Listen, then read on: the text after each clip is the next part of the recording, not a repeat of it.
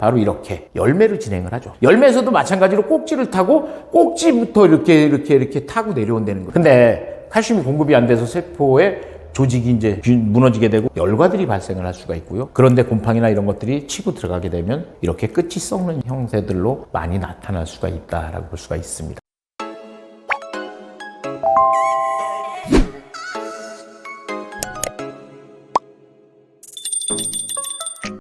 자, 안녕하십니까. 한국작물재배연구소입니다. 우리가 농작물을 재배하다 보면 사람도 마찬가지겠죠. 뭘 어떻게 잘 먹느냐에 따라서 많이 달라진다고 생각을 해요. 그리고 이제 마찬가지로 작물에 있어서는 우리가 말했던 이제 16대 원소가 있죠. 16대 원소 중에서 어떤 것들을 어느 시기에 잘 주느냐가 이제 제일 좋다라고 볼 수가 있고요. 자, 근데 이 많은 것들을 한꺼번에 다 하기는 사실상 힘든 부분이고요. 뭐 시간적으로 너무 오래 걸리다 보니까.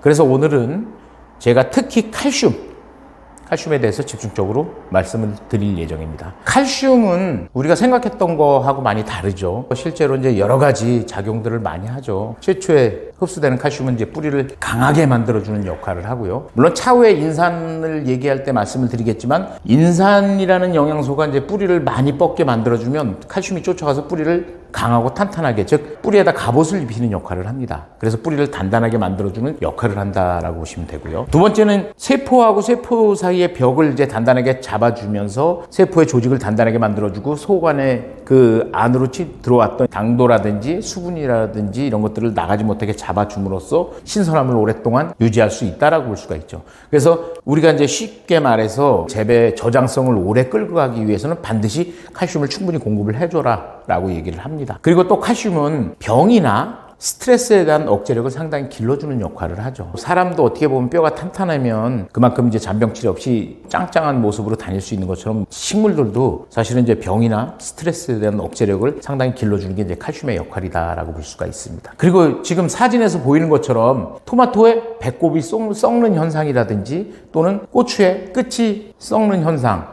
끝이 이제 타들어가는 현상들, 그리고 아니면 새로 자라나는 식물의 신초, 뭐 배추의 신초라든지 아니면 대파나 쪽파, 양파의 끝이 타는 현상들, 이 모든 것들이 칼슘이 부족해서 나타나는 현상이죠. 그래서 그런 것들을 잡기 위해서라도, 각종 생리장애를 예방하기 위해서라도 칼슘을 많이 써준다라고 볼 수가 있습니다. 근데 우리는 지금까지 사실은 토양 개량용으로 사실 칼슘을 많이 썼죠. 그래서 내 토양이 산성 토양으로 갔을 때 알칼리성 토양 또는 중성 토양으로 만들어주기 위해서 칼슘을 사실 많이 썼었는데, 칼슘이 하는 일들은 상당히 다양한 일들을 한다라고 볼 수가 있습니다. 그래서 실제로 칼슘이 부족한 현상들이 나타나는 특징들을 보면, 오이의 신초, 즉 생장점이 탈락되거나 신초가 말라 들어가는 현상들, 마찬가지로 이렇게 오이가 타들어가고, 대파나 쪽파에도 신초는 이 끝이 있죠. 그래서 오래된 잎보다는 새로 나온 신초의 끝이 타들어가고, 물론 지금 겨울철에 딸기 재배를 할 때도 보면 딸기의 신초가 타들어가고, 나중에 가서 얘가 잎이 전개가 되면 결국엔 요 끝이 이렇게 타들어가는 현상들로 나타나게 되죠. 그런 모든 것들이 작물 재배하면서 나타나는 칼슘의 결핍 증상이다라고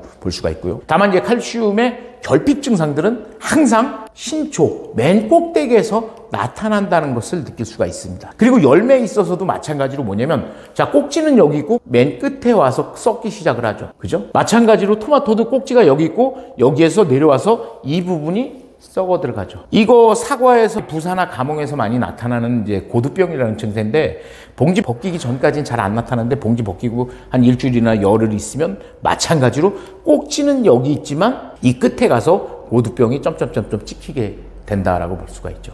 그래서 여기에서 보면 칼슘의 공통점은 뭐냐면 이동성의 문제가 항상 있다라고 볼 수가 있어요. 뿌리에서 잎 끝으로 진행이 되고요, 또는 뿌리에서 열매 끝으로 진행이 된다라고 이동을 해야 되는데, 거기까지 가서 칼슘이 부족했을 때 저런 현상들이 나타난다라고 볼 수가 있습니다. 그래서 실제로 이제 우리가 일반적으로 고추 재배를 한다라고 치고요, 토양 내에다 생석회나 소석회를 300평 기준으로 한 나는 10포 정도를 넣어줬다라고 보면은 실제로 물에 녹는 칼슘은 0.5% 정도밖에 안 되죠. 그나마 실제 작물이 먹을 수 있는, 흡수할 수 있는 칼슘의 양은 0.2% 정도밖에 안 된다는 겁니다. 그러다 보니까 나는 고추를 심어서 천물 두물째 고추가 크게 잘 달리고, 또는 배추를 심어서 배추가 통을 잘 만들고 키워야 되는데 배추에서는 속이 썩는 꿀통 현상, 또는 고추를 심어서 촛물드물이 아주 좋은데 끝이 타는 끝썩음 현상들이 많이 나타나게 되죠. 비단 이 두 작물뿐만이 아니라 모든 작물에서 나타나는 칼슘은 다 이런 원리, 즉 나는 소속해를 줬다고 생각을 하지만 실제로 작물이 먹을 수 있는 칼슘의 양은 현저하게 이제 적었다라고 볼 수가 있는 거죠. 그래서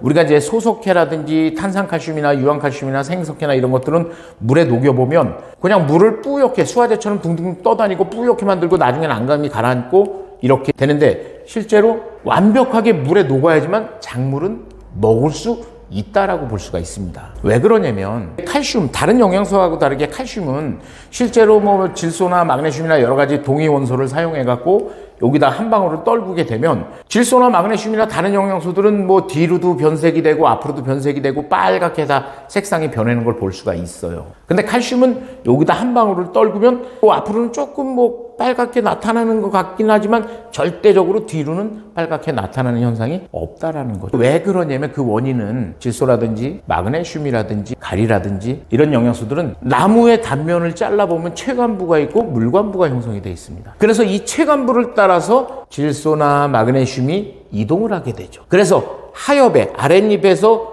질소가 부족하다 그러면 위로 올리죠. 그래서 신초에다 보내줄 수도 있고 마그네슘도 마찬가지로 엽록소를 구성하고 광합성 작용을 통해서 양분이 만들어지면 체관부를 따라서 뿌리에서 영양소 이동을 해서 영양소 합성을 이뤄내고 다시 끌어올려서 잎으로 보내고 열매로 보내고 그래서 이런 모든 영양소들은 양방향 통행을 할 수 있는 체관부를 따라서 이동을 하게 됩니다. 근데 다만 칼슘은 뭐냐면 칼슘은 오로지 물관을 따라서 이동을 해요. 체관부하고 다르게 물관부는 일방 통행으로 올라가기만 하지 내려가질 않아요. 어느 때냐면 이파리들이 광합성 작용을 하고 호흡 작용을 할 때마다 수분이 나가게 되죠. 그럴 때마다 물관부에서 물을 쭉쭉쭉쭉 빨아 올린다는 거죠. 근데 아까 제가 말씀드린 거 요 전 단계에서 보면 이렇게 물에 완전히 녹아야지만 작물에 흡수가 된다라고 얘기를 했던 거는 이 물관부 사이의 경막 안에 칼슘이 들어갈 수 있을 정도로 즉 물 분자보다도 잘게 쪼개지고 더 잘게 분해가 돼야지만 눈에 보이지도 않을 정도의 미세근들이 물 분자를 빨아 올릴 때 같이 칼슘을 빨아 올려서 이 경막에 가둬서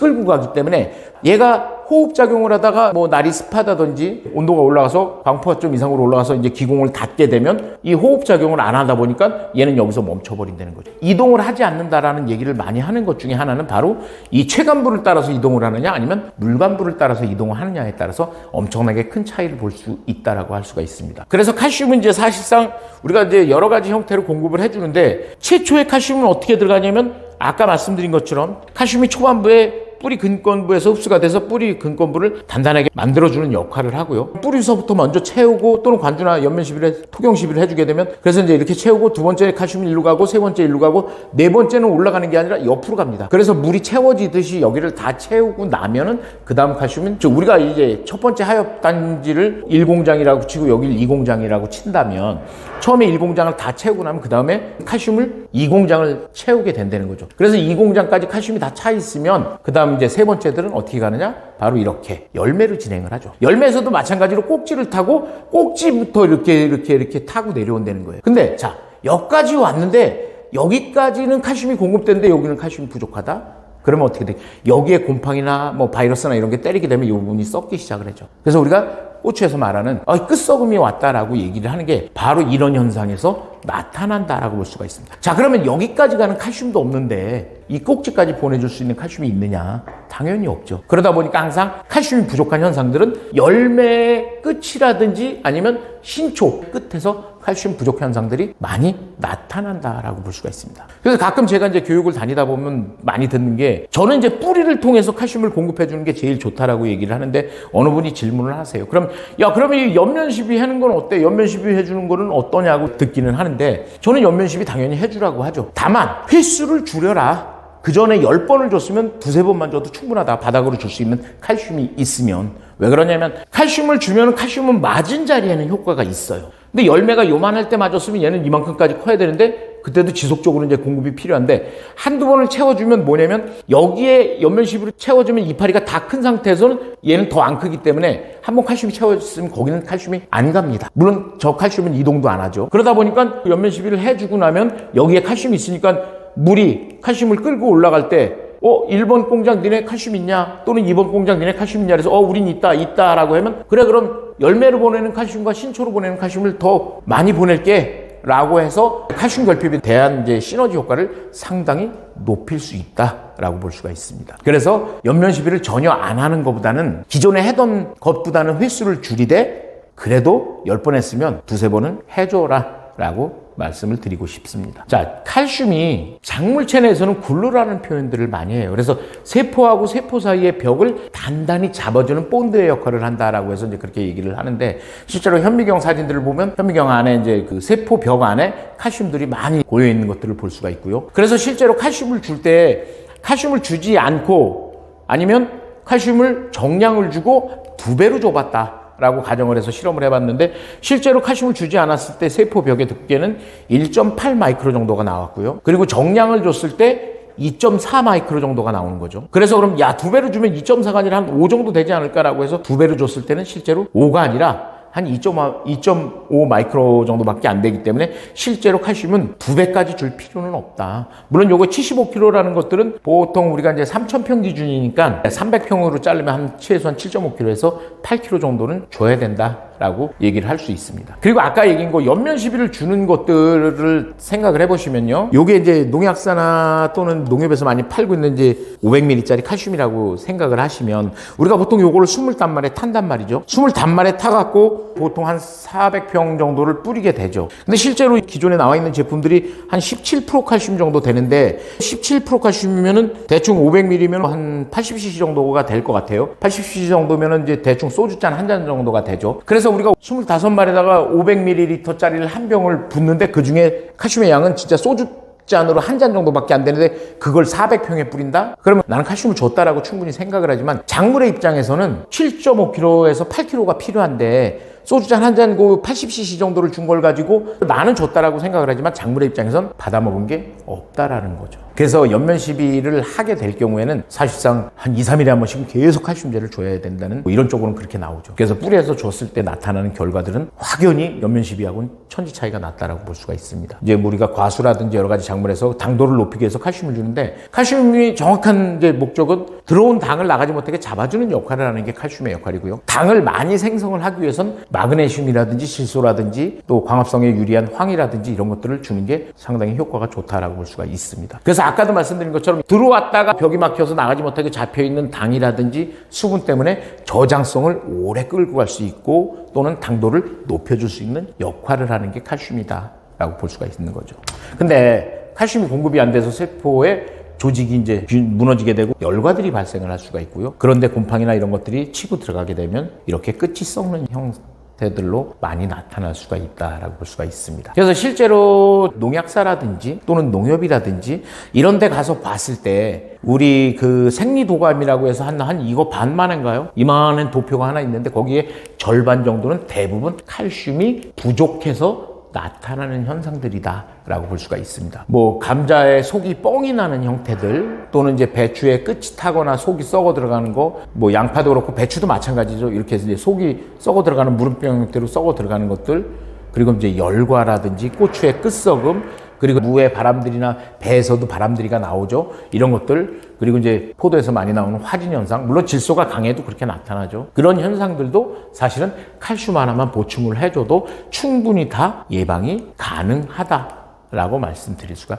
있습니다. 자, 그래서 칼슘은 두 가지 형태가 있고요. 22년도에 정말 엄청나게 이제 큰 효과를 받고 고추 하시는 분들이 특히 많이 썼었던 것들은 유니칼슘이라는 제품이 있습니다. 얘는 물에다 녹여서 쓰는 게 아니라 토경에 그냥 뿌리는 거고요. 그리고 이제 NK, 질소, 가리, 칼슘 공급을 한 번에 해줄 수 있다는 장점이 있고요. 여기 표시된 것처럼 이제 질소 자체가 일반적으로 우리가 요소 질소를 쓰는 게 아니라 질산태 질소. 질소는 세 단계로 뭐 요소태, 암모니아태, 질산태라고 볼 수 있지만 그 중에서 질산태라고 하면 뭐 벼와 쌀과 밥 중에 얘는 밥으로 구성이 돼 있다라고 볼 수가 있습니다. 그리고 가리 자체도 질산가리고, 칼슘도 물에 아까 말했던 완전히 녹는 100% 수용성 칼슘. 그렇다고 해서 이거를 물에 녹여서 주라는 건 아니고요. 그만큼 물에 잘 녹는다는 뜻이고, 그래서 바닥에다 그냥 뿌려주는 겁니다. 그래서 야라에서 나오는 제품들은 항상 대부분 보면 알갱이가 그려 있는 것들은 이제 토경에 뿌리라고 하는 것들이고, 여기에 물방울이 그려 있는 거는 뭐 관주나 옆면식으로 쓸 수 있는 제품이다라고 볼 수가 있고요.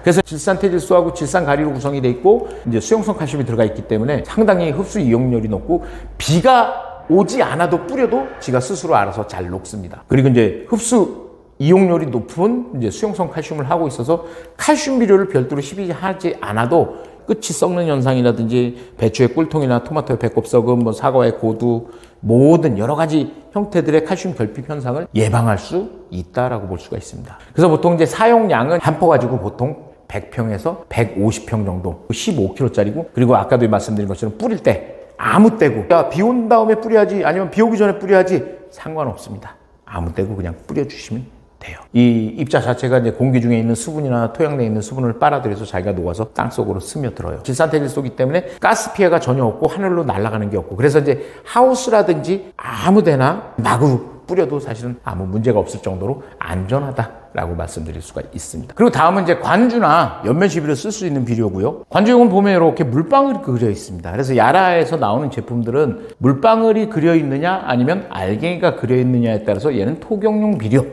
밭에다 쉽게 뿌릴 수 있는 토경용 비료고, 얘네들은 관주나 연면 시비를 통해서 줄 수 있는 비료다라고 볼 수가 있고요. 칼마그 같은 경우에는 물에다 녹여서 내가 이제 시설적으로 나는 멀칭을 다 하고 그 안에 점적을 깔아놨는데 오이나 호박이나 뭐 여러 가지 과채류들을 재배하는 데들이 주로 이제 그렇게 많이 돼 있죠. 물론 고추도 이제 지금 그렇게 재배를 많이 하시는데, 여러 가지 점적 시설이 돼 있는 데들은 알갱이 비료를 뿌린다는 게 사실 쉽지가 않다는 거죠. 그러다 보니까 거기에 맞춰서 물에 관주로다가 쓸 수 있는 제품이 있고요. 여기에 성분은 이제 아까 얘기했던 질산테릴소가 한 13% 정도 들어가 있고요. 그리고 이 질산테릴소의 특징은 마이너스 이온이고, 칼슘이나 마그네슘은 양이온이죠. 그래서 질소가 흡수될 때 양이온들을 같이 안고서 흡수해주는 역할도 크기 때문에 사실 흡수력도 상당히 뛰어나다라고 볼 수가 있습니다. 그리고 pH는 우리가 이제 중성이라고 하는 6.5 정도에 맞춰져 있고, EC는 1.5 정도, 1.5 이하로다가 맞춰져 있습니다. 관주로다가 줄 때는 보통 일반적인 비료를 한 2번 주면 얘는 한 번 정도 밀어주는 게 상당히 좋고요. 그래서 이제 최대